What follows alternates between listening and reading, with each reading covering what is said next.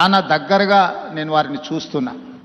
ఇంతకుముందు రాణి రుద్రమ గారు చెప్పినట్టు దత్తాత్రేయ గారి కుటుంబంతో, పెద్దలు కిషన్ రెడ్డి గారి కుటుంబంతో నాకు చాలా సన్నిహిత సంబంధాలు ఉన్నాయి. అది అందరికీ తెలుసు. నేను మొన్న నీతి ఆయోగ్లో పాల్గొన్నప్పుడు ప్రధానమంత్రి గారితో మధ్యాహ్నం భోజన వేదిక మీద కూర్చున్నప్పుడు వారు చంద్రబాబు నాయుడు గారిని చూపించి ఆప్కే సాథీ ఇద్దర్ హే అని అంటే నేను చెప్పా, నేను స్కూల్ మీ దగ్గర చదువుకున్నా, కాలేజ్ ఆయన దగ్గర చదువుకున్నా, ఇప్పుడు ఉద్యోగం రాహుల్ గాంధీ గారి దగ్గర చేస్తున్నా.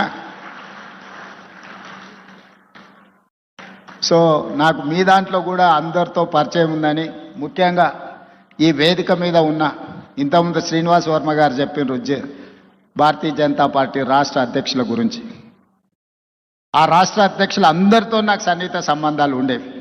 ఇప్పుడు సరే రాజకీయంగా భిన్న ప్రయాణం, కానీ వ్యక్తిగత సంబంధాలలో ఎప్పుడూ లోపం కానీ, ఎప్పుడూ ఆ సంబంధాల విషయంలో దాచిపెట్టాలన్న ఆలోచన కానీ చేయలేదు.